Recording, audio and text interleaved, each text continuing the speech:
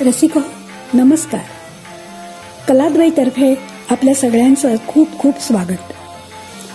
फेसबुकवरून सादर होणाऱ्या आमच्या कार्यक्रमाचं हे आज 6वं पुष्प.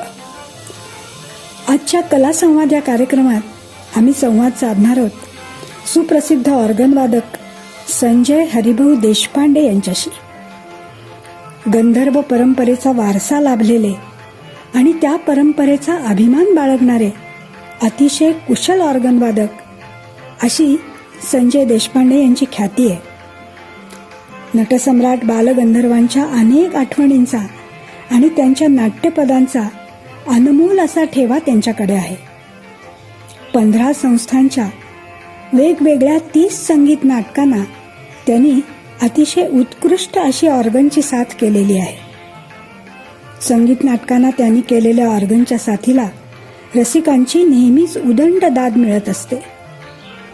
त्यांच्या वादनातून पदांचे शब्दच नाहीत तर व्यंजनही उमटतात हे त्यांच्या साथीचं वैशिष्ट्य.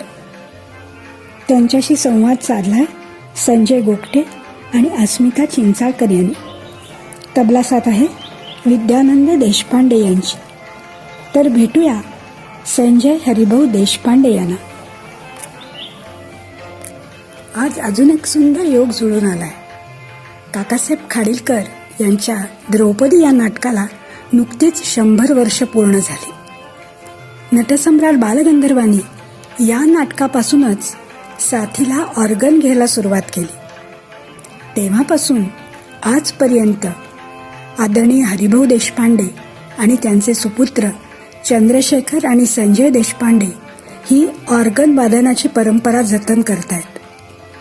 द्रौपदी नाटकाच्या नांदीनीच आज आपण आपल्या गप्पांना आरंभ करूया. या नाटकातल्या नांदीच्या छोट्या छोट्या हरकती सुद्धा संजय देशपांडे यांच्या बोटातून कशा उमटतात हे पाहण्यासारखं आणि ऐकण्यासारखं आहे. तेव्हा हीच नांदी ऐकूया आणि आपल्या कार्यक्रमाला आरंभ करूया.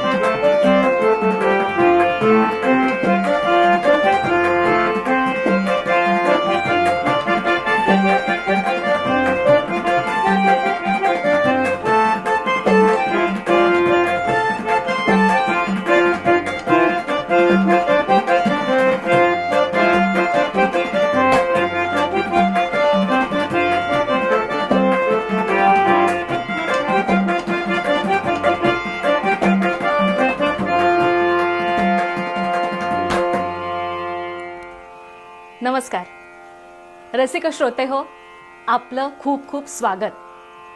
कलाद्वयी सादर करणाऱ्या या कलासंवादात आपलं खरंच मनापासून खूप खूप स्वागत. आज आपल्याबरोबर प्रसिद्ध ज्येष्ठ ऑर्गनवादक श्रीयुत संजय हरिभाऊ देशपांडे हे बरोबर आहेत.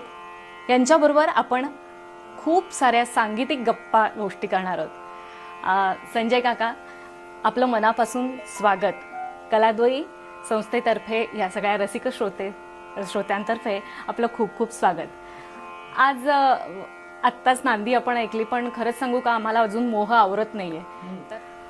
संजय काका, द्रौपदी नाटकातलं एखादं पद सादर व्हावं असं मला वाटतं. तुम्हाला कुठलं आवडेल? धर्ममय ही काय. बरं, छान.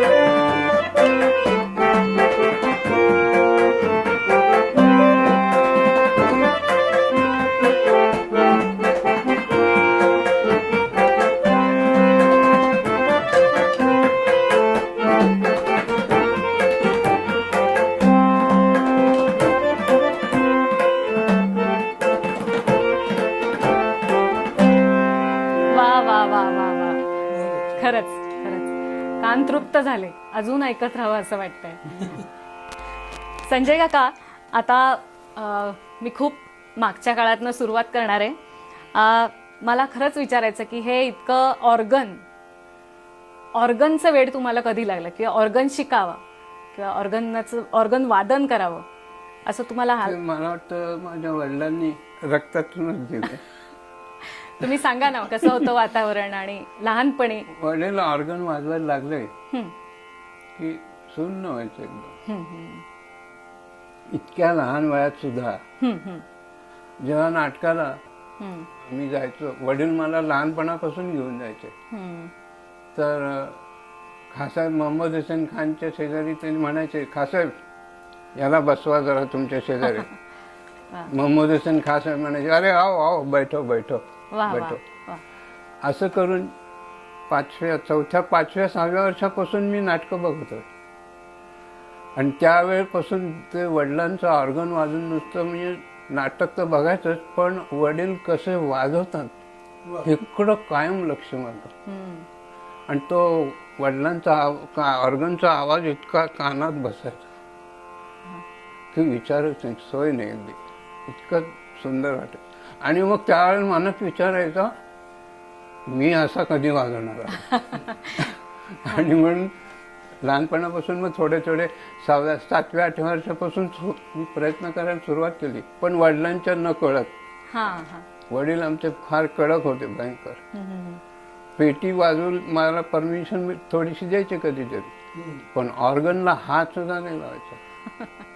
मग तेव्हा कसं त्यांना जाणवलं की तुम्ही ऑर्गन वादन करणार आहात, किंवा त्यांनी तुम्हाला असं शिक्षण चालू केलं का तुम्ही? आणि नाही. त्यांची पहिली प्रतिक्रिया काय होती? हा, नाही, तुमचा ते काय झालं, हा जो फोटो मध्ये ऑर्गन दिसतोय ना, ही बॉडी जवळजवळ 55 किलोची बॉडी होती. बर. आणि तो असा उभा करायचा आणि मग खालच्या फ्लॅप्स लागल्या, मग त्याला खिट्ट्या लावायच्या. हे मला माहिती होतं, बर.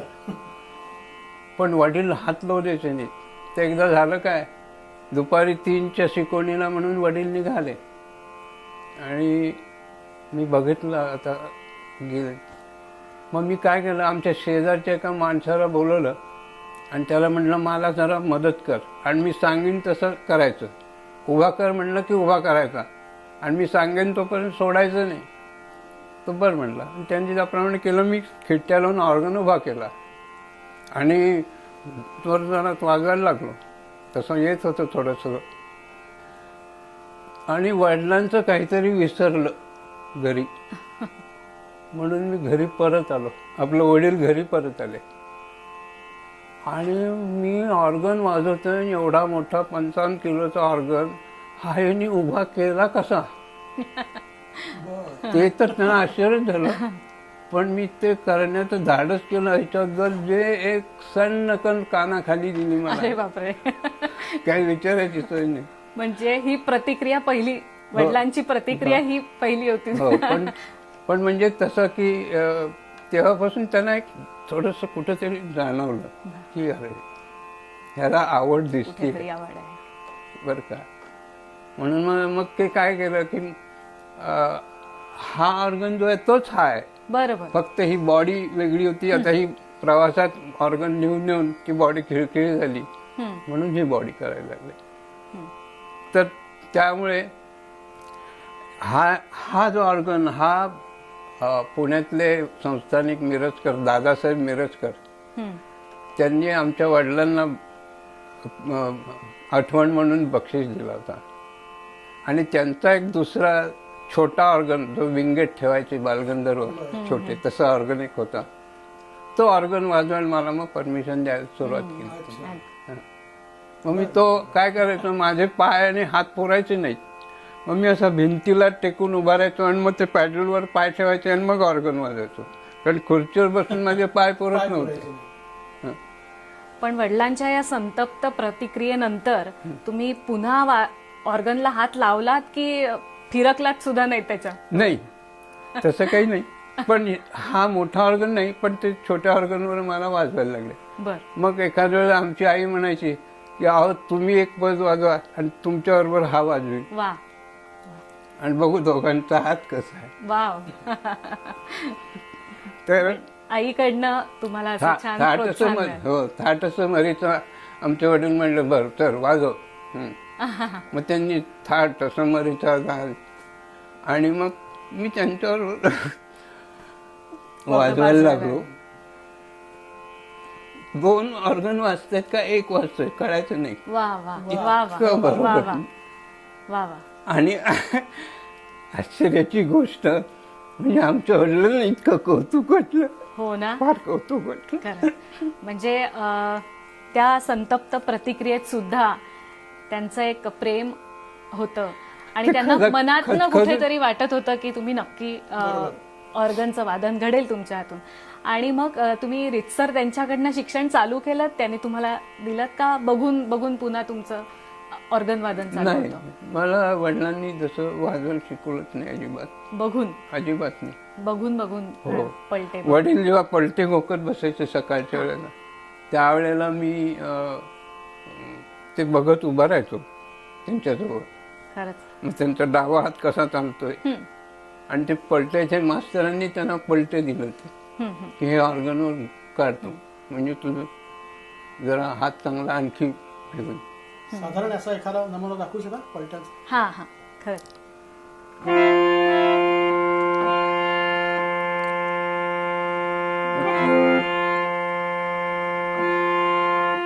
आता म्हणजे कुठला दाखवू?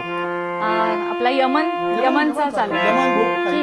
चालेल. म्हणजे सुरुवातीला अशी आलापी वगैरे करायची हा. आणि मग थोडं थोडं मग पलटा सुरू करायचं. ने द ने द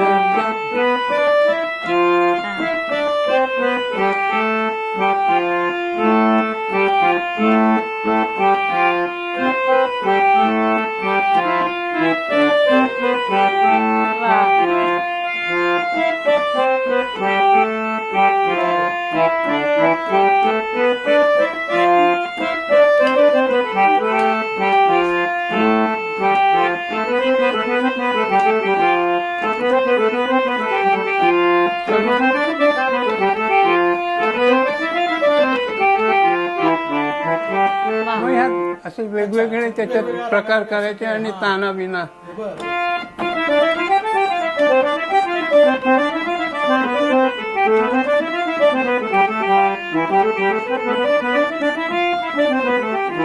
वा वा वा वा.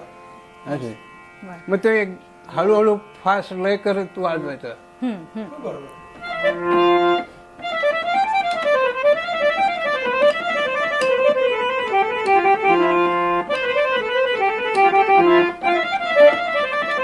वा वा वा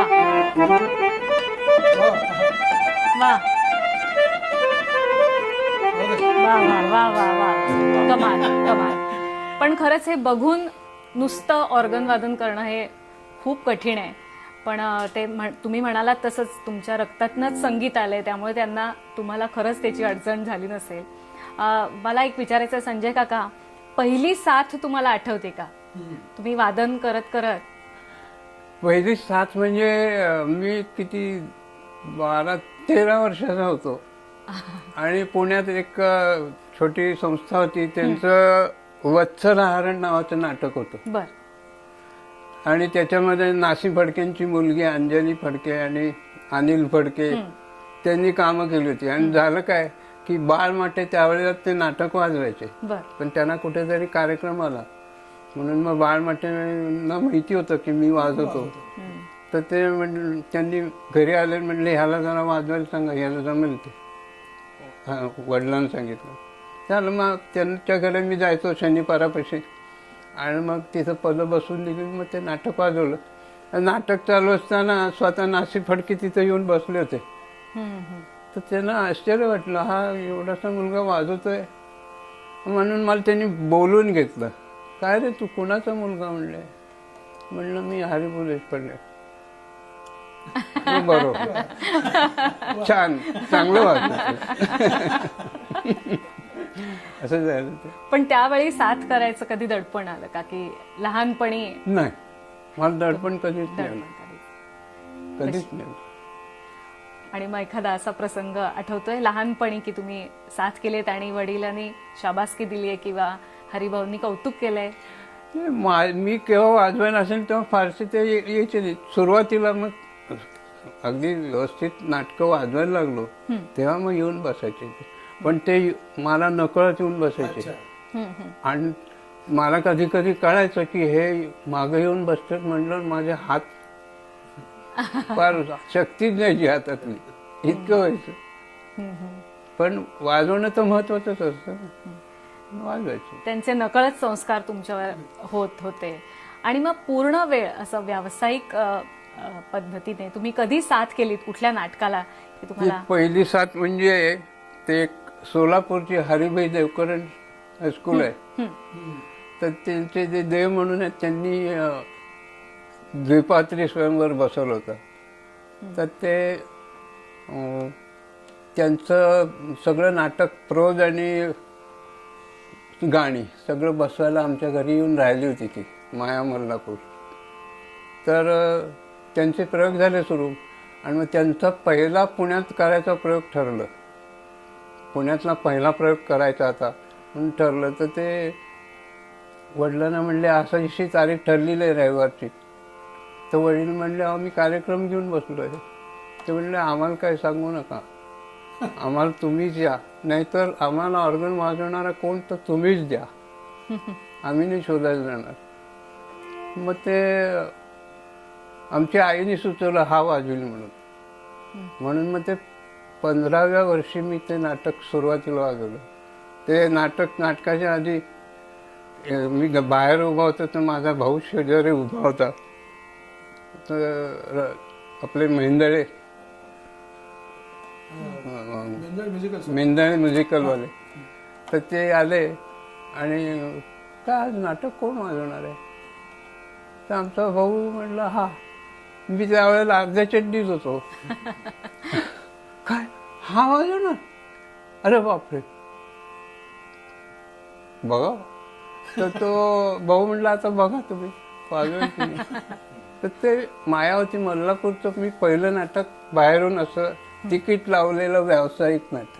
वा वा. स्वयंवर. त्याचे आणि ते तेही सुद्धा स्वयंवर. स्वयंवर. बापरे. मग त्याची तालीम वगैरे आधी झाली होती? हा, मग मी तेवढ्यासाठी 8 दिवस सोलापूरला गेलो. मला गाणी पाठच होती, हो. पण एक दोघांचं एक कोऑर्डिनेशन चांगलं व्हावं या दृष्टीने आम्ही बसत होतो. मग मी तिथं वाजवतो. मध्ये संजय काका अजून एक विचारायचं होतं, तुम्ही नाटकातही अभिनय केलाय हो, असं मला समजले, त्याबद्दल सांगा ना. कारण ऑर्गन वादन आणि नाटकात अभिनय हे पहिलं कुठलं आलं? पहिलं अभिनय आला का वादन घडलं तुमच्याकडनं? ते दोन्ही आणि साधारण वातावरण कसं होतं? संगीत सारखंच चाललं होतं. काय शांताबाई मोडकांच्या मनात द्रौपदी करायचं होतं. बरं. आणि मग त्यांनी राजा कामतेकर म्हणून होते, त्यांची संस्था होती संध्या थिएटर्स म्हणून. तर त्यांच्या संस्थेतर्फे त्यांनी ते लावलं. तर अडलं होतं कुठे, तर त्या अक्षपाळाचं म्हणजे जोगाऱ्याच्या मुलाचं काम कोणाला द्यायचं. तर आमच्या आईने सुचवलं वडिलांना की ह्याला द्या की. म्हणून मग अरे हो, मग काय रे करशील का तू नाटक? हो करेन की म्हणते. मग वडिलांनी लगेच पदं बसवली. माझी 3 पदं होती आणि भानुविलासला पहिल्या पदात मला त्यावेळेला लहान होतो त्यामुळे कौतुक म्हणून असं दे, पण 3 पदांत टाळ्या मिळतील एवढं व्यवस्थित गायलो वा होतं. वा वा वा. आणि त्याचं बघून त्या गोविंदराव कुलकर्णी म्हणून होते, ते संध्या थिएटर्सची कंपनी जी होती ते ऐतिहासिक नाटकं करायची. बेबनशाही, अग्रवन सुटका, राजसन्यास ही नाटकं करायचे ते. तर गोविंदराव कुलकर्णी माझ्याजवळ आले आणि म्हटलं काय रे, तू आमच्या ऐतिहासिक नाटकात काम करशील का? हो म्हटलं करेन की. तर म्हटलं वडिलांना विचारा, ते पाठवत असतील तर मी करेन. तर मग गोविंदराव वडिलांकडे आले, म्हणले हरिभाऊ या मुलाला आम्ही घेऊन जातो आमच्याबरोबर नाटकात. बरं म्हणले का. त्यावेळेला म्हणजे सांगतो 62 साली 59-60 साली 5 रुपये नाईट मिळायची मला. ऐतिहासिक नाटकाची. वा. आणि 58 साली पहिलं द्रौपदीत केलं काम शांताबाई मोडकांच्या. आणि नंतर ह्यांची नाटकं. मग त्या नाटकात सगळे मोठे मोठे लोक होते. म्हणजे गोपाळ बकरे, नंतर चित्तरंजन कोलटकर, वसंत शिंदे, सूर्यकांत, वा वा. हंसावाडकर, रेखा पण असायची. असे होते सगळे. नंतर सरला गुप्ते म्हणून होती एक.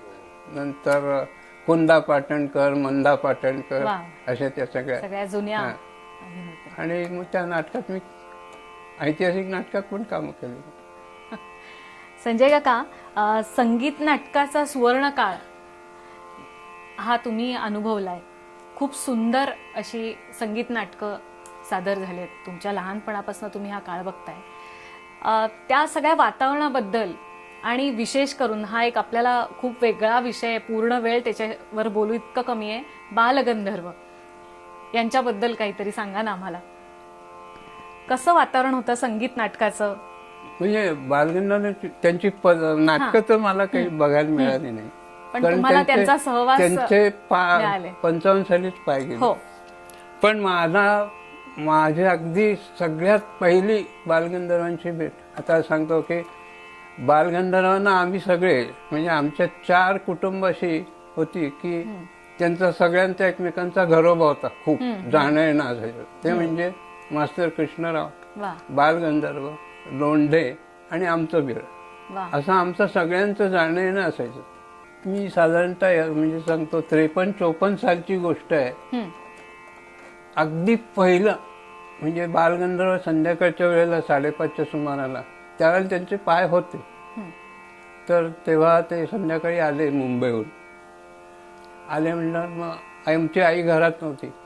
तर मग बालगंधर्व म्हणजे आम्ही त्यांना सगळेजण म्हणजे नाना किंवा नारायणराव असंच म्हणायचे. बालगंधर्व म्हणून कधीच आम्ही त्यांना म्हणलं नाही. तर नाना आले. तर मग झालं. नाना म्हणले की हरबा, मी आता मुंबईवरूनच आलो आहे, माझं जेवण व्हायचं आहे, तर मला जेवायचं. आमच्या वडिलांनी आमच्या बहिणीला, रजनी नावाची बहीण होती, तिला सांगितलं, कारण आई घरात नव्हती ना. तिला सांगितलं पटपट स्वयंपाक कर. आणि मग बालगंधर्व आले. ते आमच्या स्वयंपाकघराच्या खिडकीतच बसले आणि पाटावर बसले. तर म्हणले, बाप्पा मला इथं बरं वाटतंय, मी इथंच बसतो बरं का, तू कर सावकाश कर स्वयंपाक. तर मग मी जरा वेळेने त्यांच्या तिथं जाऊन असं त्यांच्या मांडीवर हात ठेवून बसलो. वा. ती माझी पहिली ओळख. आ. आणि मग थोड्या वेळाने मला तशी झोप यायला लागली, म्हणून मी असं त्यांच्या मांडीवर डोकं ठेवलं. म्हणजे त्यांची ती मांडी सुरवार घातलेली बरं का, सुरवार होती ती पांढरी शुभ्र, ती सुद्धा मला आता डोळ्यासमोर येते. किती भाग्यवान तुम्ही संजय काका, खरंच. आणि त्या मांडीवर मी डोकं टेकलं तर वडिलांना एकदम ते म्हणले, अरे त्याला उचल, दुसरीकडे ठेव. तर नारायण म्हणले, अरे असू दे बाप्पा, झोप झोप झोप. वा वा वा वा वा. किती पहिली सुंदर, आठवण. किती सुंदर आठवण. ही माझी पहिली मास्टर आठवण. कृष्णरावांची अशी काही आहे का, किंवा त्यांनी तुमचं वादन ऐकलं का? किंवा- मास्तरांचे सांगतो मी, पण अजून बालगंधर्वांचे काही सांगतो. अगदी जरूर. त्याच्यानंतर मग बालगंधर्वांचं एकदा असं झालं की आमच्या घरी जेवायला आले ते. मग त्यावेळेला त्यांचे पाय गेलेले होते, म्हणजे पॅरालिटिक झाले. तर सगळं झालं, जेवणं बिवणं झाली की आमच्या आईच्या फरमाईशप्रमाणे त्यांनी 2 अभंग म्हणले. ते म्हणायचे, रमू आता काय म्हणू तुझ्यासाठी, आमच्या आईला म्हणायचे. तर मग हे म्हणा ते म्हणा, मग ते झालं सगळं. आणि मग सगळ्यांना आता त्यांची निघायची वेळ आल्यावर मग प्रत्येकाने सगळ्यांनी त्यांना नमस्कार केला.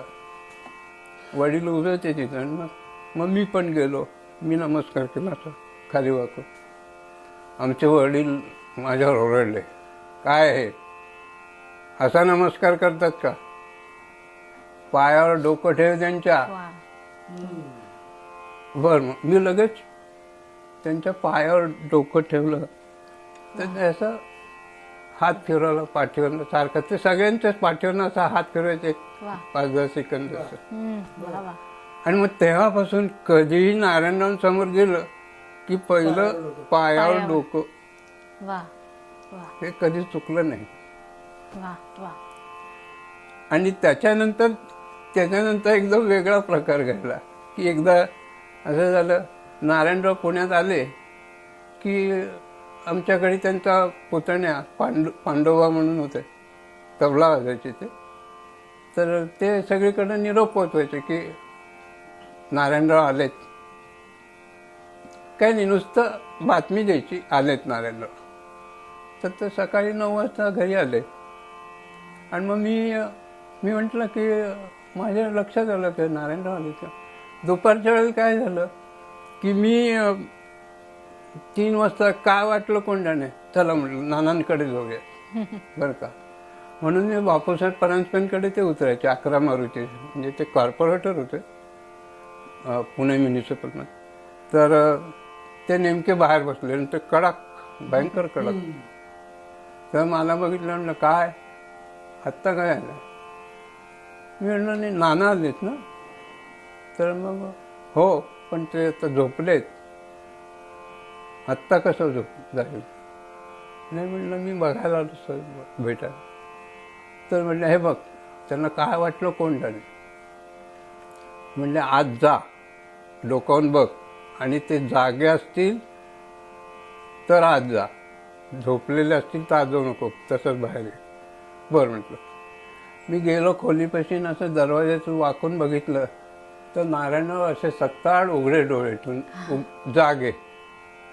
आणि मी वाकून बघितल्यावर एकदम त्यांना लक्षात आलं कोणतरी वाकून बघतंय. मला म्हणले कोण आहे रे. तर मी म्हटलं मी संजू आहे. हां ये संजू ये. तर मग मी लगेच त्यांच्या डोक्याजवळ जाऊन बसलो. आणि मग असं मग काही नाही, नारायणरावांचे डोळे ज्याने प्रत्यक्ष बघितले असतील त्याला ते कळेल की ते डोळे म्हणजे असे होते ना, असं बघितलं म्हणजे बापरे, असे तेजस्वी डोळे होते त्यांचे. मग जरा थोडा वेळ गेल्यावर नारायणराव म्हटले, अरे संजू, माझे पाय फार दुखतात, तुला एक काम सांगू का. हो सांगा ना. म्हणलं करतो. माझ्या जरा पायावर पाहिजे बरं. त्यावेळेला सगळ्यांना सवय होती, गंधर्व कंपनीतल्या सगळ्या लोकांना सवय होती, अंग दाबून घ्यायचं, पाय चिपून घ्यायचे. तर हो म्हटलं देतो. मग झालं.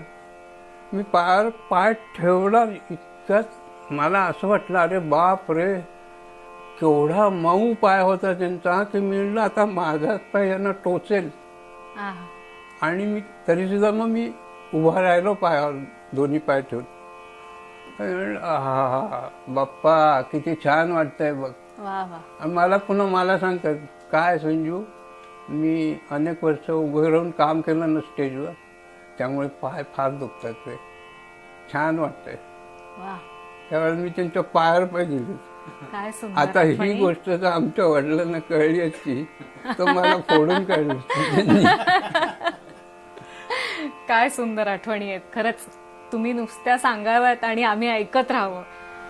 संजय काका, बालगंधर्वांबरोबर तुम्हाला ऑर्गन वादनाची कधी वेळ आली का, कधी संधी मिळाली का. एकदा आली. सांगा ना मला तो किस्सा. मी सांगतो. कसं आहे, आमच्या घरामध्ये आमचा चंद्रशेखर म्हणजे तुझे गुरुजी, त्यांचा अनिल, वडील तर काय आयुष्यभर त्यांच्याबरोबरच होते. ह्या तिघांना बालगंधर्वांनी त्यांची थाप मिळाली पाठीवर, पण मला मिळाली नव्हती.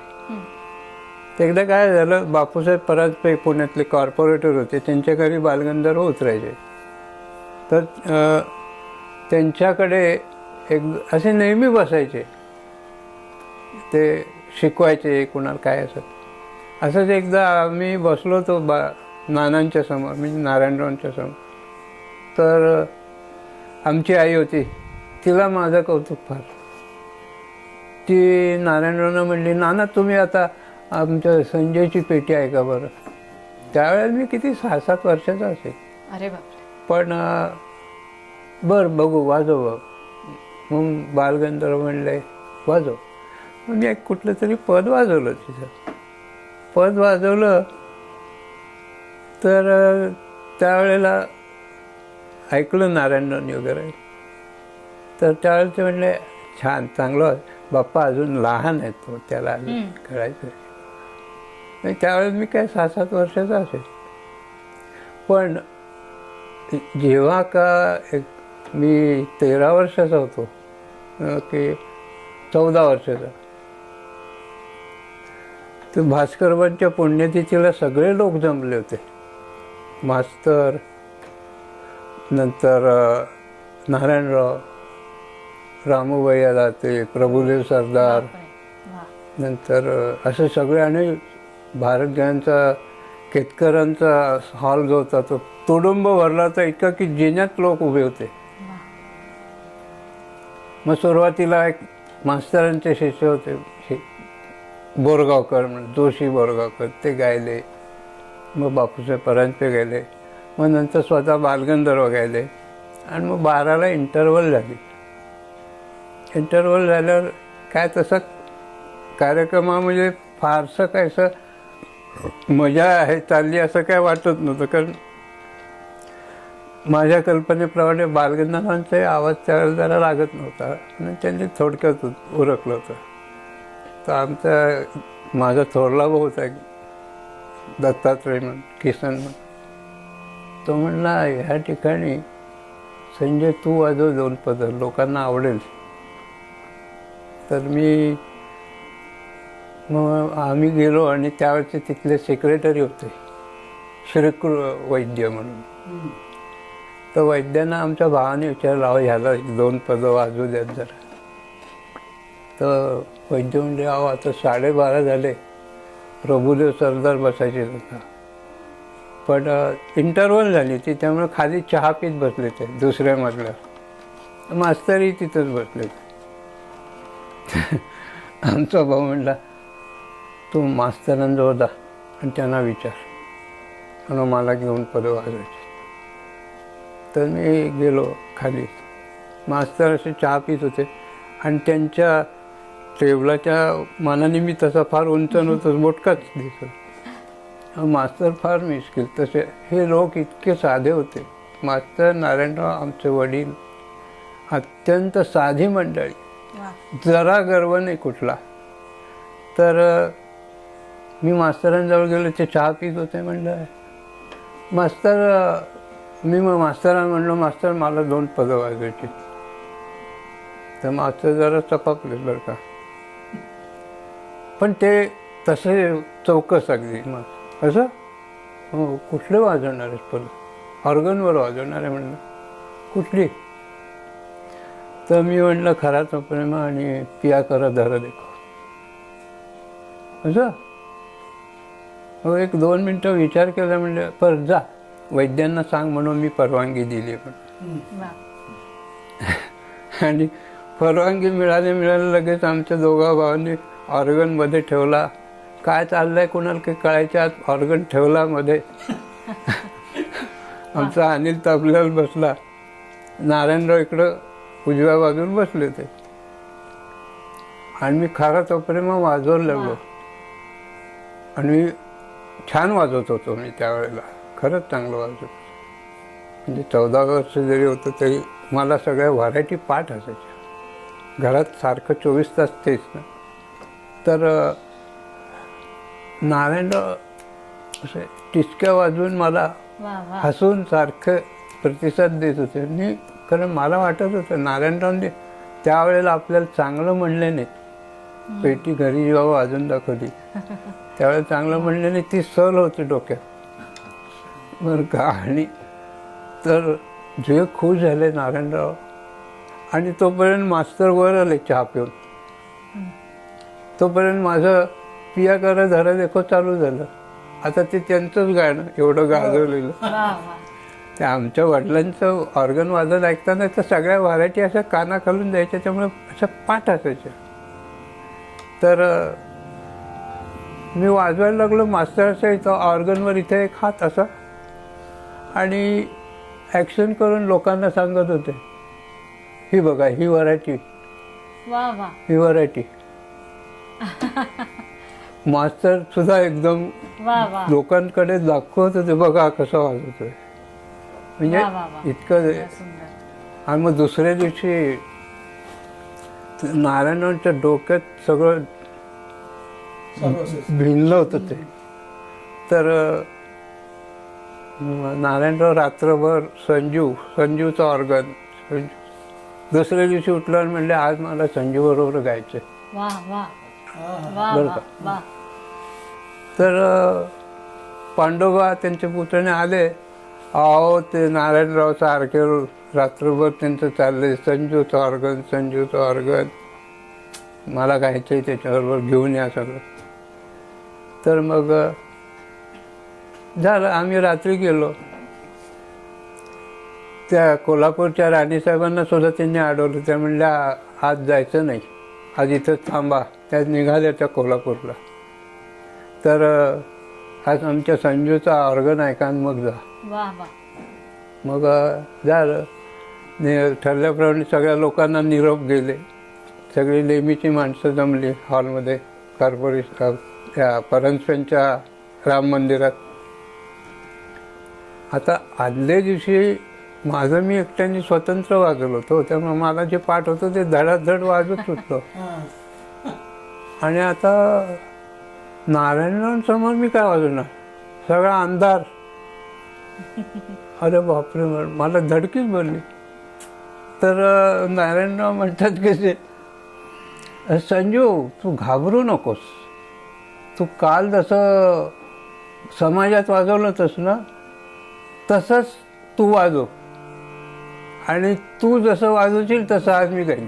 वा वा वा. म्हणजे केवढी मोठी ही. इतकी सावध केली ती. खरंच खरंच खूप छान. वा. हे मी ऐकून- भाग्यवान समजतो मला हे ऐकून की नारायणरावांचा हात पाठीवरनं अनेक वेळा फिरला. गौरबाईचं स्वयंवर होतं, कृष्णराव सोनकर वगैरे मंडळी सगळी गंधर्व कंपनीचे ते. तर मी वडिलांबरोबर गेलो. किंग जॉर्ज हायस्कूल होतं मला वाटतं, तिसऱ्या मजल्यावर ते थिएटर होतं. तर नारायणराव दिसल्यावर एकदम खाली पहिल्या अंगेत नारायणराव बसले होते खुर्चीवर मध्यभागी. दिसल्यावर एकदम पायावर डोकं, व त्याचा हात फिरवायचा. वा वा वा. खरंच. आहे माझं भाग्य आहे. मला काय येतं हा भाग वेगळा आहे, किंवा मला काही येत नाही समजा, पण एवढ्या मोठ्या माणसाने कौतुकाने हात फिरवला, हे खरंच हा प्रसंग ऐकूनही आमच्या अंगावर काटे आले. आणि खरंच किती भाग्यवान. आणि नारायणांचं गाणं समोर बसून जेव्हा त्यांचा आवाज लागलेला असेल त्यावेळेला, तर नारायणांचा आवाज लागला की आपण कुठं आहोत. त्यांचा आवाज माईक म्हणजे रेकॉर्डमध्ये किंवा माईक असं रेकॉर्डिंगमध्ये ऐकलेला आवाज आणि प्रत्यक्ष समोर बसून ऐकायचा आवाज, फार फरक. वा वा. खरंच. असं हवेत असल्यासारखं वाटायचं. आपणच वेटलेसनेसमध्ये आहोत की काय असं वा वाटायचं. वा वा. काय सुंदर. आणि घळा, आता तुम्हाला सांगतो, मास्तरांच्या 61ला मी 58 साली रोज 7 दिवस का 8 दिवस 65-66 भारतातल्या सगळ्या मोठमोठ्या कलाकारांनी हे लावली ती हजेरी लावली ती. तर मध्ये आमच्या वडिलांचं ऑर्गन वादन, गौरबाईंचं गाणं, काय त्यांच्या मुलीची सतार, काय अमोक भीमसेन जोशी, आमचे सगळे मोठे मोठे चांगले लोक. तर मला नारायणरावांचं गाणं ज्या दिवशी होतं त्या दिवशी तर अजून ते असं मला आयुष्यातले नारायणरावांबरोबरचे सगळे प्रसंग असे कोरल्यासारखे माझ्या डोळ्यासमोर उभे राहतात. वा वा. अजून स्पष्ट दिसतं ते. त्यावेळेचं लाईटिंग कसं होतं, त्यावेळेला लाईटिंग फार नसायचं. हे आतासारखं भडक लाईटिंग असं त्यावेळेला नव्हतं. फार तर 100चा दिवा लावतील असं. आणि ते नारायणरावांना बसवलं जेव्हा आणून 61च्या कार्यक्रम, त्यावेळेला कृष्ण मुरारीचं जे त्यांनी गायलं आणि ते सबही नर नारी देखत, तो वरचा जो षड्ज लावल्याबरोबर असं वाटलं काय आपण कुठं आहोत. म्हणजे एवढ्या माझ्या 13-14व्या वर्षी मला ही अशी जाणीव होणं, वा मला काय कळत, म्हणजे माझा अभ्यास तो काय, पण वाटलं होतं ते. अजून तो सूर कानात आहे. वा वा वा हो, नारायणांचा. किंवा आता ह्या आळंदीच्या देवळात त्यांचं भजन झालं होतं, काय लोक भरलेली. किंवा बनेश्वरला तिथं नायडू गणपतीपाशी किंवा बापूसाहेबांच्या हॉलमध्ये सारखी गाणी व्हायची, सोमणांकडे व्हायची, किंवा तुमचे लिमे टायपरायटिंगवाले त्यांच्याकडे व्हायचे. नारायणांचं गाणं. आणि एक गोष्ट महत्त्वाची म्हणजे नारायणराव असे डोळे मिटून असे खाली बघून असं, म्हणजे आपल्याला कोण चांगलं म्हणताय काय नाही इकडं लक्षच नाही त्यांचं. लोक म्हणाले हा हा वा, पण ते त्यांच्या नादात. खरंच काय हे करणार? प्रसंग तुम्ही सांगाल तेवढे कमी आहे. संजय काका, तुम्ही मास्टरांबद्दल काहीतरी सांगणार होतात. कृष्ण मास्तरांचे गाण्याचे कार्यक्रम काही मला तसे फार नाही ऐकायला मिळाले, पण नारायणरावांचे खूप आहेत, हा खूप आहेत.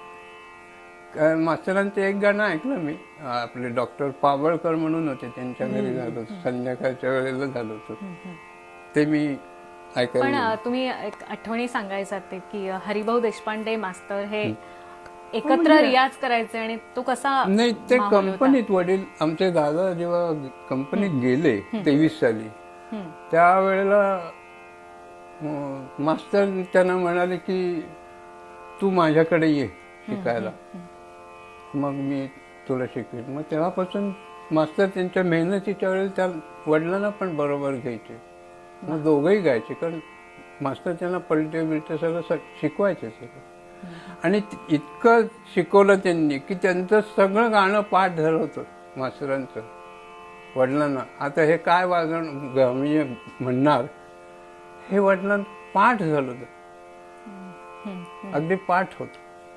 त्यामुळे मास्तर आणि नारायणराव आणि लोंढे या तिघांचं गाणं आमच्या वडिलांच्या डोक्यात इतकं बसलेलं होतं, कमाल होती, कमाल. वा वा आणि मास्तरांकडे आम्ही जायचो. मास्तरांच्याकडची अशी एक आठवण सांगता येईल मला. मी लहान होतो तर आमच्या आईने दामट्या केल्या होत्या भाजणीच्या, त्या मास्तरांना खूप आवडायच्या. तर आमचे वडील म्हणले थोड्या मास्तरांना पण घेऊन जात दामट्या. बर, मग दुपारी 3 वाजता मी आईबरोबर गेलो मास्तरांच्या घरी. तर 3-3:30च्या सुमाराला मास्तर असे नुकतेच ज्ञानेश्वरी वाचून उठले होते. ते त्यांची सवय होती ज्ञानेश्वरी वाचायची मस्त. तर हां, काय रमू, काय कशी काय आलीस, हो वगैरे इकडच्या तिकडच्या बोलणं झालं. नाही दामट्या आणलं. अगं मग इतक्या उशिरा बोलतेस बरं का. मग ते बरं, हा काय करतो, काय गातो वाजवतो का काय करतो. तर आमच्या आईने सांगितलं हा ऑर्गन वाजवतो. असं बर, मग दाखव बरं. कारण त्यांच्या घरामध्ये हॉलमध्ये तो ऑर्गन कायम असा उभाच असायचा. मास्तरांच्या हॉलमध्ये कायम उभाच तो ऑर्गन खिडकीपाशी. आणि तर मग तर आमच्या आईने मास्तरांना आग्रह केला, मास्तर तुम्ही असं करा, तुम्ही म्हणा तो वाजवेल तुमच्याबरोबर. वा वा असं बर. मग मास्तर म्हणलं कुठलं येतं तुला. आई म्हणली कुठले म्हणा तुम्ही, येतात त्याला गाडी सगळी. तर आई म्हणली कवन बताई म्हणा. तर मग मास्तर कवन बताई म्हणायला लागले आणि मी त्यांच्याबरोबर वाजवायला लागलो. वा. गाणं मला पाठच होती सगळे. संजय काका, एखादी झलक तर तुम्ही असं नाव घ्यावं आणि आम्ही झलक म्हणावी, हे आता होणारच आहे सारखं. तर सांगतो ना की हे मी वाजवत होतो आणि मास्तर गात होते. तर मास्तरांची धाकटी कन्या नंदू म्हणून ती एकदम वर आली आणि मला ऑर्गन वाजवताना बघितल्यावर मला म्हणली, अय्या मला वाटलं की हरिभाऊच वाजवत आहेत.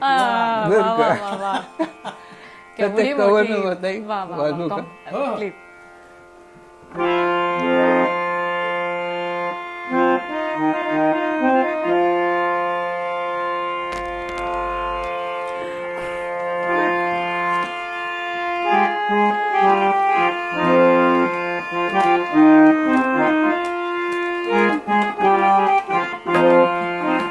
अजून हा, वा. अजून थोडी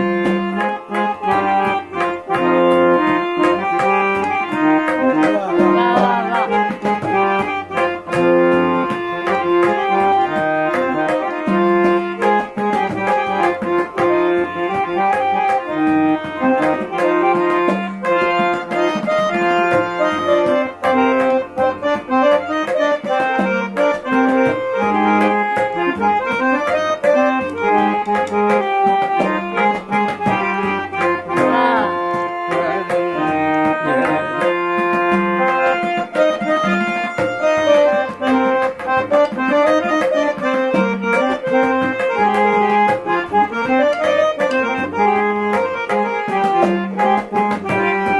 वा, वा, वा, वा.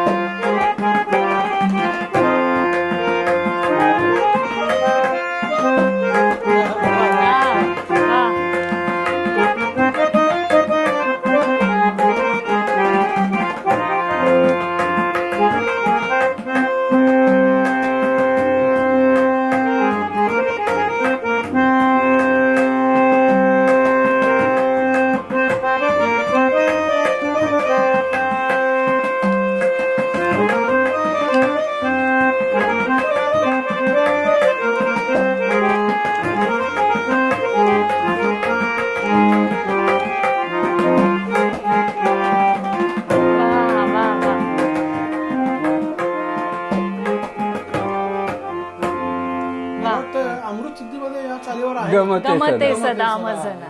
गमते सदा. नाटकातल्या सगळ्या चाली मास्तरांनी किंवा भास्कर बुवांनी खरं आजच्या कार्यक्रमात पहिलं नाव भास्कर बुवांचं निघायला पाहिजे. खरंच खरं. ते आपण राहून खरं. गेलो त्याबद्दल त्यांची माफी मागू. नाही पण भास्कर बुवांनी आणि मास्तरांनी खरंच. सगळ्या चिदांवरनं चाली दिलेल्या वा, पण मास्तर काय आणि भास्कर बुवा काय खरंच. ग्रेट. म्हणजे त्यांच्याबद्दल आम्ही बोलूच नाही काही. आमची तेवढी योग्यताच नाही.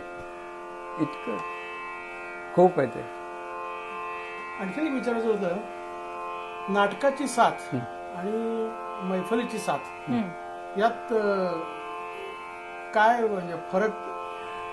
आता मैफलीत म्हणजे क्लासिकलची. हो, क्लासिकलची. आता क्लासिकलला तुम्ही जास्त आस ठेवून वाजवलं पाहिजे. आणि आमच्या वडिलांचं धोरण किंवा तत्व असं होतं की गाणाऱ्याच्या बरोबर हम्म.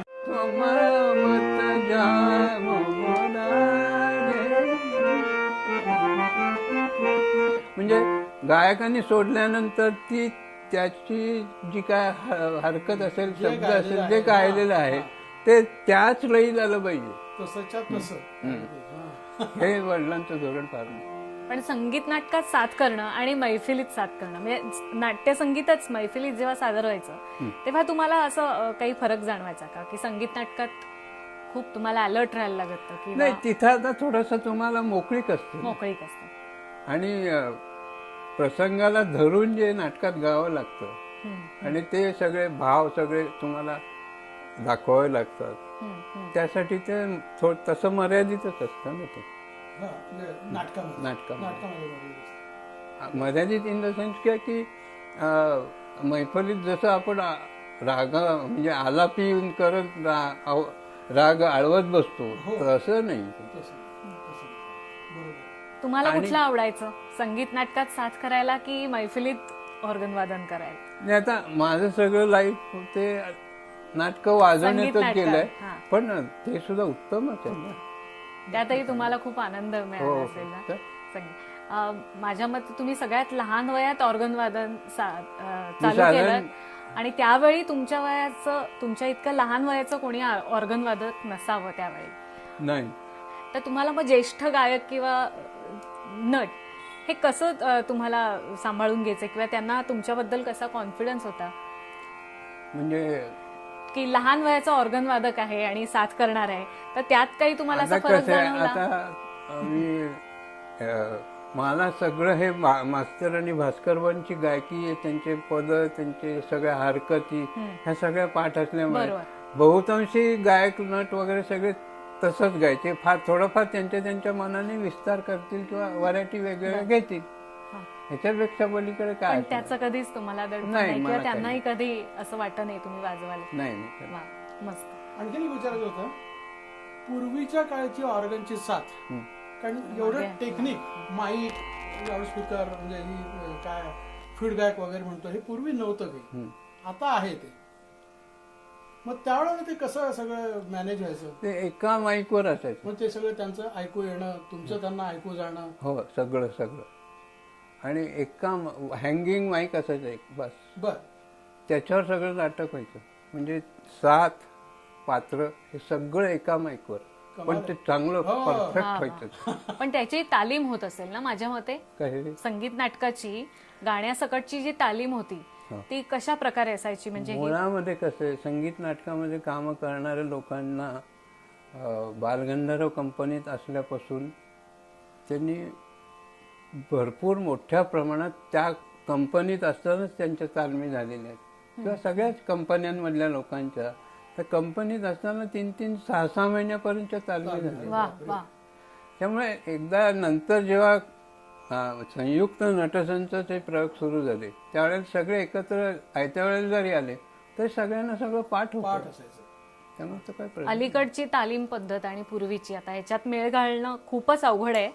पण अलीकडे कसं की संगीताची एक वेगळी तालीम असते, ती 2 ह्याच्यात होऊन जाते, वादक अवेलेबल नसतात, किंवा त्यांना नाटक कितपत माहिती असतं याची शंका असते, बरेचदा असं होतं वेळा. पण पूर्वी तसं नव्हतं. आणि मग कसं होतं वातावरण? तालीम तुम्ही घ्यायचीच. प्रत्येक तालमीला तुम्ही हजर असायचात, किंवा कसं असायचं? तालमी व्हायचं. हा, किंवा वादकांची किंवा संगीताची वेगळी असं नव्हतं ना नाही पूर्वी? नाही. म्हणजे पूर्ण म्हणजे संगीत वादक आणि गायक जे आहेत त्यांची गाणी वेगळी होतील, पण रोजच्या तालमी तशाच व्हायच्या. पण म्हणजे तुम्हाला पूर्ण नाटकं पाठ असतील हो. तेव्हा. म्हणजे तो तसा म्हणजे दंडकच गंधर्व असेल. कंपनीमध्ये प्रत्येक पात्राचे प्रोज जे होतं, भाषण होतं, ते प्रत्येक नटाला पाठ होतं. हम्म, हम्म. खाडिलकर भयंकर कडक शिस्तीचे होते. एकदा असं झालं की आमच्या वडिलांना सांगितलं की आपलं रामराज्य वियोग करायचं आहे. तर वडील म्हणले, अहो नाना मला म्हणले की मला रामराज्य वियोग तर तालीम माहितीच कुठं.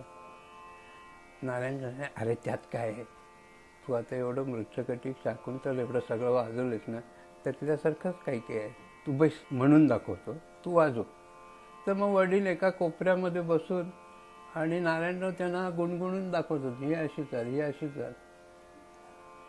आणि त्यावेळेला तालीम चालू होती आणि खाडिलकर नारायणरावांच्यावर एकदम ओरडले, काय चाललंय, इथं तालीम चालली आहे ना, बंद करायचं. म्हणजे खाडिलकर नारायणरावांना सुद्धा जबरदस्त रागवायचं सुद्धा, इतकं होतं. पण तालमीच्या वेळेला शिस्त, असं प्रत्येक पात्राच्या कामाकडे प्रत्येक दुसऱ्या पात्राचं लक्ष पाहिजे, फार कडक शिस्त होती. म्हणजे आयत्या वेळेला एखाद्या नटाला काही आजारी पडला, काही झालं तर दुसरं लगेच तयार. नक्कल पाठ असायचीच. हो, अगदी सगळं. कोणाला टचिंग पाठ करायचं वगैरे तसलं काही नाहीच. पण असं तुमच्या बाबतीत कधी घडलंय का की टचिंगचं वाक्य आलं नाहीये आणि तुम्हाला ते सावरायला लागलंय असं कधी झालंय का? बरेचदा अशी कसोटी साथीदारांवर येते बरेचदा की नटमंडळी शेवटचं वाक्य विसरलेले असतात आणि मग आयत्या वेळी वादकांना फारच प्रश्न आणि नाही, काय- सगळ्यांचा रोष वादकांवर असतो की थोडा अरे वेळ काय त्यांनी touching बघायचं दिलं. काय की आपल्याला अंदाज घ्यायचा की आता हा म्हणणार आहे की नाही पुढचं वाक्य आणि एकंदर अंदाज आल्यावर लगेच सूर देऊन टाकायचं. वा वा म्हणजे तुमच्या बाबतीतही असं घडलंय बरेचदा. एक तुम्ही बँकेत सर्व्हिसला होतात हो आणि हे सगळं सर्व्हिस करून हा सगळा व्यासंग हो मी बँक ऑफ इंडियात होतो. अगदी आयत्या वेळी तालीम न करता असा प्रयोग वाजवण्याची वेळ आली की तुमच्याकडे? हो असे बरेच प्रयोग होते ना. बरं. आणि त्यातल्या त्यात गमतीशीर म्हणजे ययाती देवयानी. ययाती देवयानीच्या वेळेला कसं झालं की तो सगळा मोठा संच होता आणि मी काय नाटक पाहिलेलं नव्हतं. बरं. आणि शिलेदारांना ते दादा पांगे त्यांचा फोन आला की तुमचे ऑर्गन वादक घेऊन या. आमचे ऑर्गन वादक त्यांना वेळ नाही आहे म्हणून ते निघून गेलेत कुठेतरी. तर मग शिलेदारांनी मला फोन केला की तू ये इकडं. अहो म्हणलं मी नाटक बघितलं सुद्धा नाही ते. तर म्हटले नाही तू वाजवशील. गेलो. मग दुसऱ्या दिवशी कीर्ती शिलेदारांनी पदं बसून दिली लता कर्नाटकीची वगैरे. आणि मग झालं. आम्ही मुंबईला गेलो. तिथं लोंढ्यांचा ऑर्गन होता. वा. 3 लाईनचा असा स्टेज ऑर्गन लोंढे. लोंढ्यांचा तो राजाराम कंपनीचा ऑर्गन होता. तर तो संघात असायचा. तर म्हटलं हा मला ते दादा पांग्यांनी विचारलं तुम्हाला कोणता ऑर्गन पाहिजे, हा पाहिजे का दुसरा बारका पाहिजे. हे म्हणलं मला हाच पाहिजे. मला ती वाजवायची सवय होती हो. तर म्हणलं ह्याच्यासारखं ऑर्गन वाजवायला मिळणं थिएटरला म्हणजे भाग्यच म्हणायचं. बरोबर. तर झालं. मी ऑर्गनवर बसलो आणि तेवढ्यात मग तबलजी कोणतरी एक होतं मला आता नाव आठवत नाही त्यांचं. ते आले. त्याच्यानंतर ते व्हायलिनला मला वाटतं आता नक्की आठवत नाही मला कोण होतं पण मला वाटतं जोशी म्हणून होते. गजानन बोलते मला वाटतं चिरण. तर त्यांना असं वाटणं स्वाभाविक आहे कारण एकदम अचानक हा पोरगा कोण बसला इथं येऊन ते वाटतंच कोणालाही वाटतं. त्याच्यामुळे काय आज हे कसं ते तबलजी म्हणले आज नाही आहेत ते नेहमीचे आपले. तर झालं काय अनाऊन्समेंट झाली. अनाऊन्समेंटमध्ये काय झालं त्यांनी चुकून नाव सांगितलं नेहमीच्या ऑर्गन वादकांचं. तर जोशीभाऊ मला विनोदाने म्हणले देशपांडे आज तुम्ही कसंही वाजवा तरी तुम्ही ते वाजवलं असं काही लोक समजणार नाही. नाव त्यांचंच लागलंय. म्हणजे तुम्ही कसंही वाजवा आता चुकला विकला तरी चालेल पण मी ते नाटक चांगलं उत्तम वाजवलं. निश्चितच उत्तम वाजवलं. सुरेखच झालं. कलाकार त्याच्यात त्यावेळेला रामदास कामत, परशुराम सामंत, नंतर मास्टर दत्ताराम, लता कर्नाटकी, आणखी ते मला आता आठवत नाही कीर्ती शिलेदार होत्या. वा वा. नंतर काय आता बाकी नेहमीच असतं.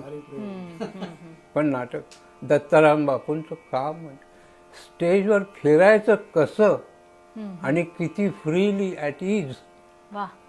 तो देवयानीचा आणि ययातीचा जो प्रवेश आहे तो मी मुद्दामून बघायला बसलो होतो. खरं वास्तविक असं असतं गाणं नसेल तर आम्ही लोक तिथून निघून जातो काहीतरी चहा पी नाही तर वडा खा काहीतरी. तर पण मी मुद्दामून बसून म्हणलं बघूया बापूंचं काम आपल्याला बघितलं नाही. कमाल आहे. वा. बापू म्हणजे खरोखर. पण मला ते ती संधी मिळाली त्यांचं काम बघायला. हो बापूंचं. तुम्हाला त्यावेळी प्रभाव तुमच्यावर पडलेले असे कोण गायक गायिका किंवा नट नटीमध्ये कुठे की तुम्हाला अत्यंत आवडता अभिनेता किंवा अभिनेत्री की त्यांच्या अभिनयाने तुम्ही भारावून गेलात किंवा प्रभाव पडतो आपण म्हणतो ना की असा कुठल्या नटीचा किंवा गायिकेचा तुमच्यावर प्रभाव होता? नाही असं काही कोणाचा आवडला असं specific मला नाही. आवडायचं तुम्हाला कोणाचा अभिनय? तुम्ही इतक्या ज्येष्ठ श्रेष्ठ लोकांचे अभिनय पाहिलेत सगळेच चांगले. आम्हालाही आवडेल, कोण चांगलं नव्हतं, सगळेच उत्तम. पण तरी तुमच्या नजरेतनं आवडीचं मला सांगा. तसं नाही सांगता. बरं. बरोबर. संजय काका, मला एक विचारायचं होतं की पूर्ण वेळ ऑर्गन वादन करावं किंवा हाच व्यवसाय असावा असं तुम्हाला वाटलं नाही का? कारण तुम्ही नंतर बँकेत नोकरीत होते. नाही, काय खरं सांगायचं म्हणजे आता आमची त्यावेळेला आमची परिस्थिती काय फार चांगली होती असं काही नाही, त्यामुळे मला नोकरी करणं भागच होतं. बरं. संजय काका, एक घरगुती प्रश्न आणि मला वाटतं तुमच्या आवडीचा असावा, कारण आमच्या तो आहेच. भावना काकू, तुमच्या सौभाग्यवती भावना काकू यांची तुम्हाला कशी साथ आहे? कारण आम्ही पाहिली आहे, मी लहानपणापासून भावना काकूंचा जो काही सपोर्ट आहे तुम्हाला कायमस्वरूपी, तर कुटुंबाचं म्हणजे काय तुम्हाला माझी आतापर्यंत संपूर्ण आयुष्यामध्ये इतर सगळ्या लोकांना गाण्याची साथ जितकी चांगली झाली नसेल, त्याच्यात झाली असेल, त्याच्यापेक्षा कितीतरी पट तिची साथ चांगली होती. वा वा वा वा वा. तिच्यामुळेच मी उभा राहिलो. खरंच. भावना काकू, तुम्ही सांगा ना, काही आठवणी असतील की संजय काका इतक्या मोठ्या मोठ्या लोकांबरोबर साथ करत होते आणि सगळे सांगीतिक वातावरण होतं, त्यात तुमचं काय होतं त्याच्यात?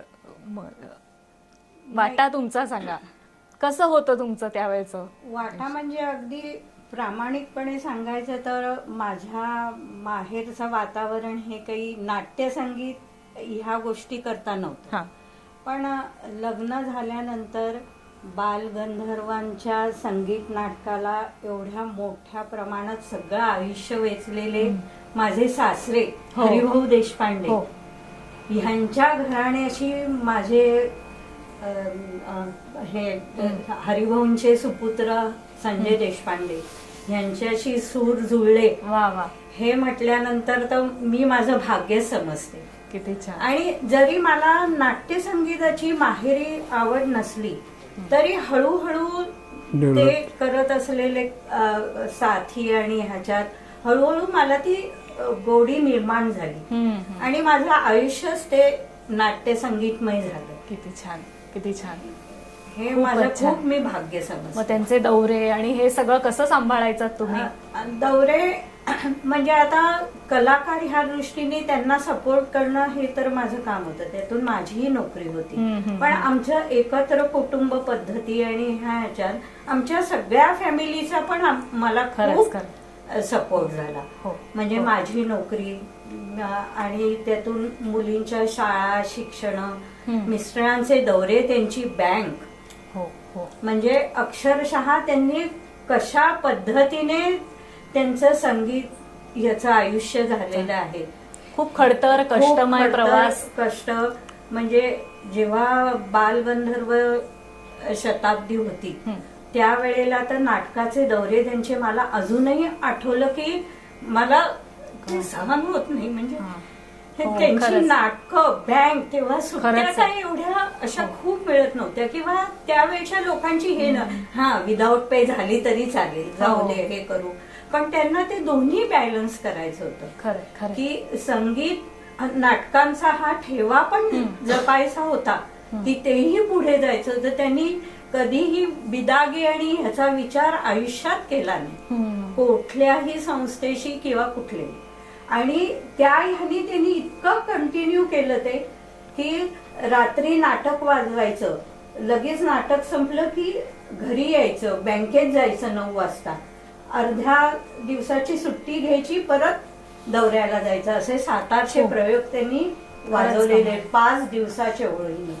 आणि तिचं आणि आमच्या मिसेसचं एक वैशिष्ट्य म्हणजे तिने टेलिफोन एक्सचेंजमध्ये इतके अपार कष्ट केलेत आणि मोस्टली ती काय करायची, डबल ड्युटी करायची. म्हणजे 48 तास 24 तास ड्युटी. ती फॅसिलिटी होती की संध्याकाळी ड्युटीला घेऊन दुसऱ्या आणि की दिवसभर एक दिवस मिळायचा. आणि हे असं अनेक वर्ष ती करत होती, अनेक वर्ष. म्हणजे मुंबईला ती बॉम्बे टेलिफोन्समध्ये होती, तर तेव्हापासून ती करते. आणि ती बॉम्बे टेलिफोन्सला असताना इंटरनॅशनल कॉल्स लावून देण्यात एक्सपर्ट होती. तिचं नाव लागायचं नोटीस बोर्डवर की आज एवढे कॉल्स लावून दिले. आणि दुसरं म्हणजे मुलींच्या शिक्षणाची पूर्ण जबाबदारी तिने घेतली आणि त्यांना अगदी व्यवस्थित वा वा, खरंच खरंच. शिक्षण देऊन उभं केलं. म्हणजे तुमची जशी ऑर्गनची सुरेल साथ सगळ्या संगीत नाटकांना लाभली, खरंय. तशीच ही संसाराची सुरेल साथ म्हणेन मी. ही हे भावना भाग्य काकू, समजते. तुमचं खरंच तुमच्यामुळे एक कलाकार अतिशय खंबीरपणे माझ्यामुळे नाही, ती पुण्याईच आहे त्यांची सगळी. बालगंधर्व आमचे सासरे हो. आणि ती सगळ्या पिढीने इतकी उत्तम प्रकारे पुढे बरोबर. अजूनही हा, वयाच्या आमचे ह्या दोघं स्टेजला भाऊ पण- पण आहेत ना. हो. चंद्रशेखर तर काय आता तू चंद्रशेखर शिकलीच हो, आहे, हो, हो. पण माझे अनिल पण वाजवणारे अनिल अनिलनी देशपांडे. सुद्धा खूप आमच्या बालगंधर्वाच्या बैठकी वाजवल्या आणि त्यांनी त्या काळातल्या सगळ्या नटांबरोबर, गायकांबरोबर, गायकांबरोबर अतोनात साथ केलेली आहे अनिलने आमच्या. नाही, खरंच मी हे हे अनुभवलेलं घराणं आहे. सगळं संगीतमय. माझ्या धाकटे दीर आहे ते सिंथेसायझर वाजवणारे, त्यांचा मुलगा आहे. नाट्य संगीत नसलं तरी संगीतातले बाकीचं प्रत्येक संगीतमय वातावरण सगळ्यांच्या. वातावरण त्याचा आहे. मुलगा सुद्धा आता क्लासेस हो, घेतो. वा वा. संकेत वा. देशपांडे तो उत्तम पैकी सगळे सिंथेसायझरवर वा. क्लासेस. माझ्या नंडेचा मुलगा देवीदास मला माहितीच दातार. असेल, देवीदास देवीदास दातार. दातार माहिती. वा वा. ते तर म्हणजे ती पंचक्रोशी त्यांनी तिथे सगळी हे केले. दापोली, मुरुडला. तुमचं हे सगळं गोकुळ मी लहानपणी अनुभवलेलं आहे. तुमच्या घरून कोणीही न खाता पिता गेलेलं नाही. आणि हे नुसते सुरांचीच आम्हाला मिळत नव्हतं असं नाही, तर आमचं पोटही भरत होतं. आणि खरंच तुम्ही सगळ्या अन्नपूर्णा आम्ही अनुभवलेलं आहे. त्या तुमची साथ तो खरोखरी. बालगंधर्व आमच्या सासूबाईंचा आमच्या सगळ्या सुनांवर वरदहस्त चांगल्यापैकी थोडं का असेना हो, ते. बरोबर. आणि मी माझं भाग्य समजते ते. खरंच तुम्ही आत्ता सहभागी होता यातच आम्हाला इतका आनंद आहे. कारण आम्ही ठरवलं होतं की जिची साथ संजय काकांना लाभलेली आहे त्या भावना काकूंना आम्ही बोलतं करणारच होतो. खूप खूप धन्यवाद भानु. नाटकात साथ करताना संगीत नाटकात वेगवेगळ्या रसाची पदं असतात. आक्रमक म्हणजे रणगगनासारखं पद, धिक्कार महिन्यासारखं, त्याच्यानंतर वध जाऊ कोणाला थोडंसं जरा सिरियस, साकी. तर हे प्रकार वाजवताना आपली सूर देण्याची पद्धत किंवा ही कशी असते? म्हणजे जोरकस गाणं असेल तर जोरकस असं काही आहे का? म्हणजे हा, म्हणजे आता साकी म्हणल्यानंतर आणि इतक्यात हो, असं म्हणल्यानंतर खाडकन सूर गेला पाहिजे. त्या क्षणाला गेला पाहिजे. हा, हां त्यामुळे तो अर्जुन म्हणतो ना, हां माध्यान्ह रात्रीचा सुमार होता, इतक्यात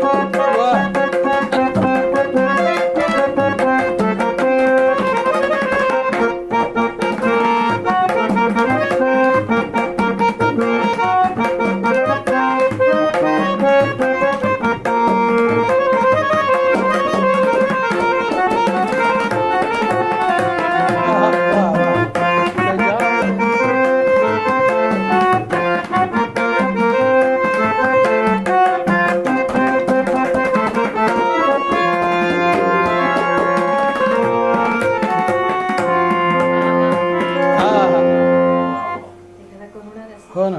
करुणा रसाचं म्हणजे अलीकडच्या नाटकातलं मत्स्यगंधामधलं एखादं म्हणजे अर्थशून्य भाषे माझं किंवा किंवा करुणा रसाचं कुठलंही म्हणजे असं. बरं, ठीक आहे.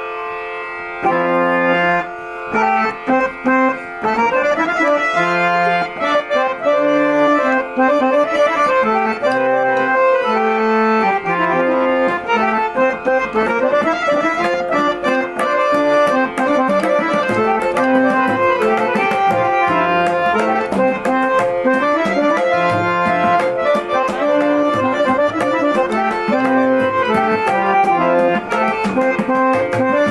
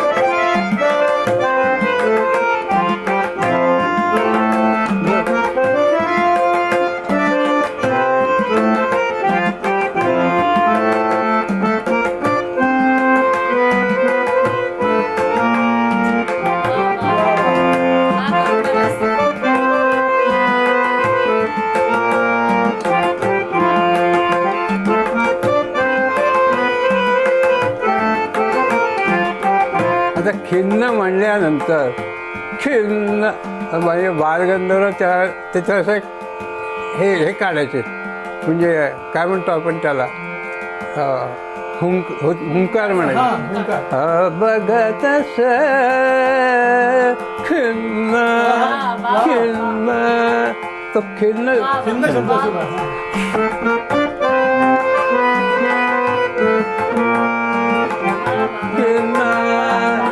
त्यावेळेला मान हलते. बालगंधर्वांच्या प्रत्येक व्हरायटी बरोबर वेगवेगळा अभिनय असे आणि ते दुःखातल्या वेगवेगळ्या भावना त्यातून ते व्यक्त करेल. बघत बघत नसतं प्लेन.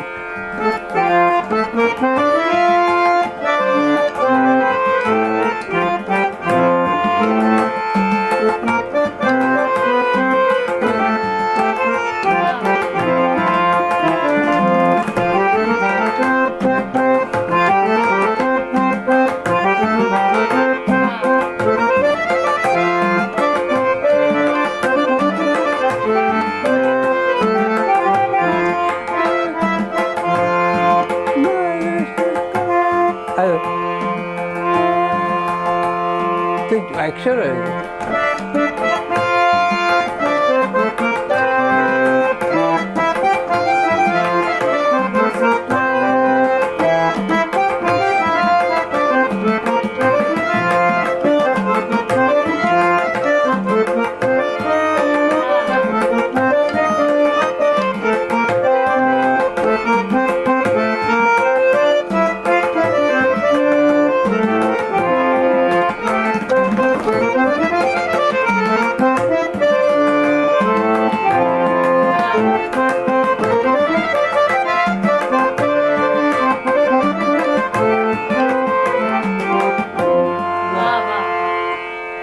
आता पतीचं पावन,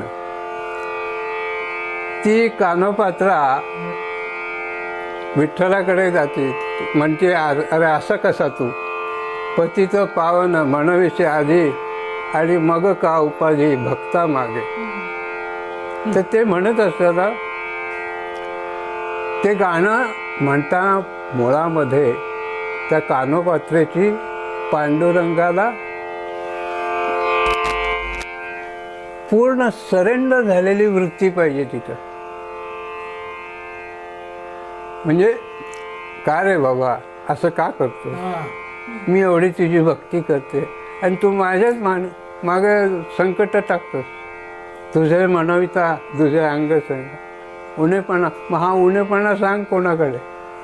तसं किंवा सिंहाचे भातुके जंबुके पाय, थोरांच्या माथा लाज वाटे. आता लाज वाटे थोरांची माथा लाज वाटे. आणि मग तिथं आणि मग ती लाज वाटण्याचा जी तो भाव आहे तो कसा दुसरा दाखव.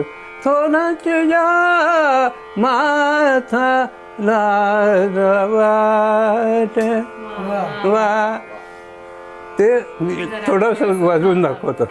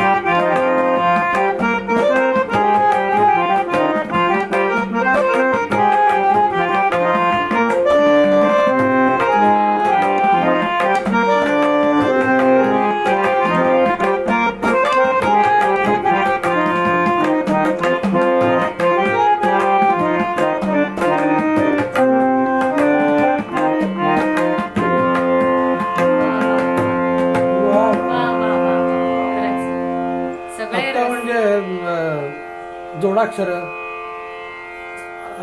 अनुस्वार, फार सगळे हे आता कसं आहे, ऐकायला मिळाले. मास्तरांनी जेव्हा पलटे दिले ते कसे ते असं झमझम्याने हो घोकायचे. हो म्हणजे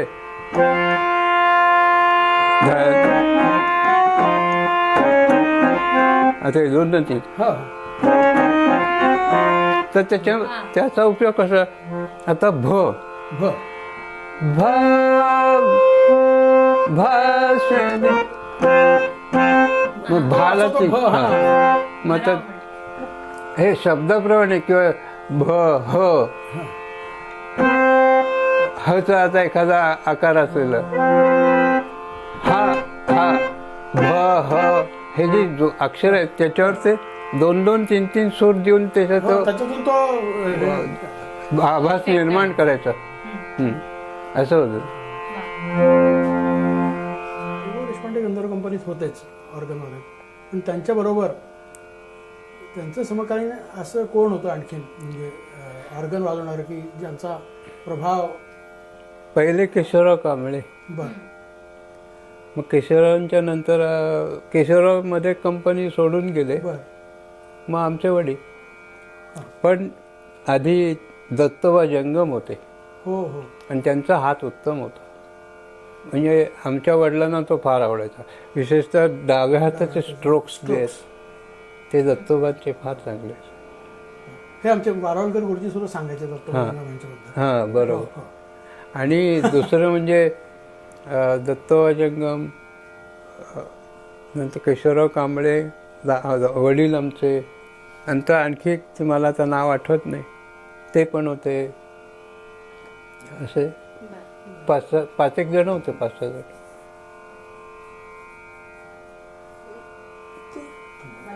हां, कारण आपण आता कार्यक्रम संपवण्याकडे येतोय आणि तुमचं बोलणं, तुमचं ऑर्गन म्हणजे ते अखंड हरिनाम सप्ताह जसा असतो तसं ते आठवडाभर जरी सुरू राहिलं तरी ते संपणार नाही असं मला वाटतं.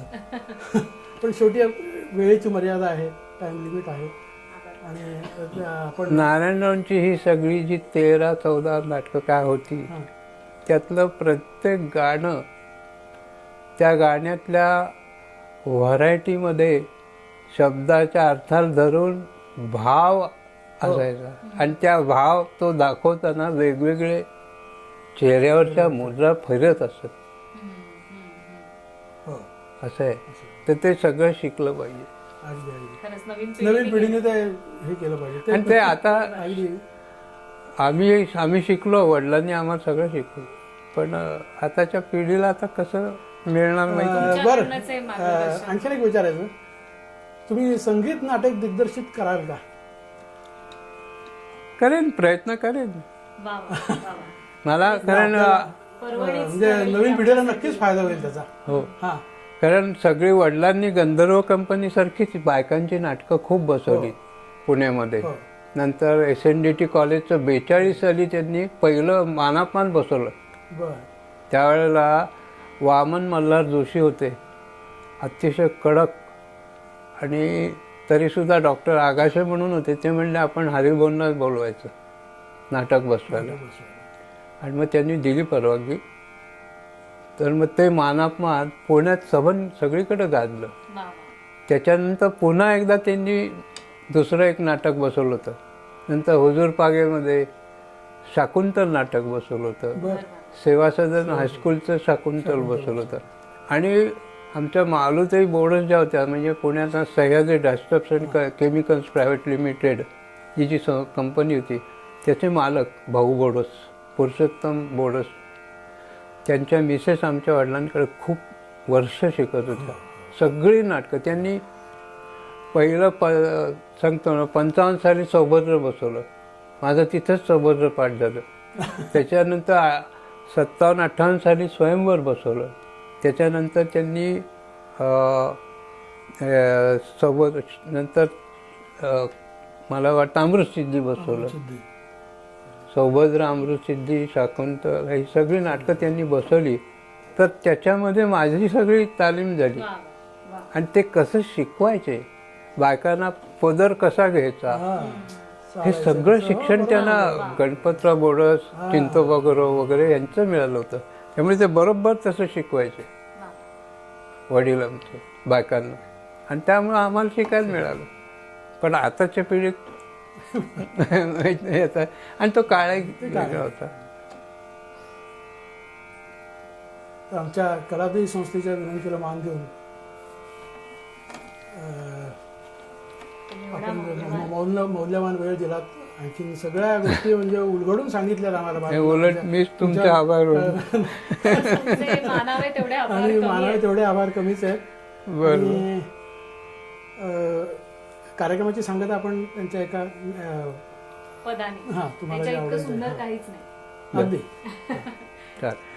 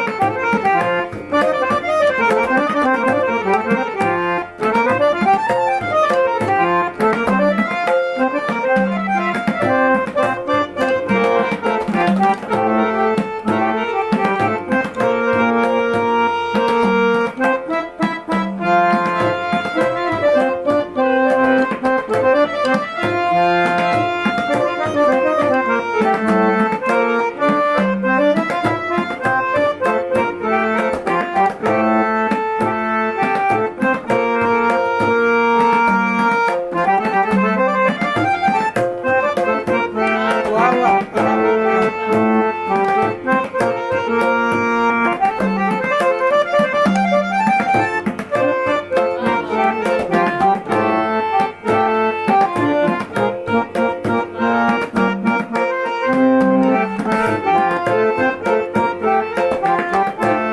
वा.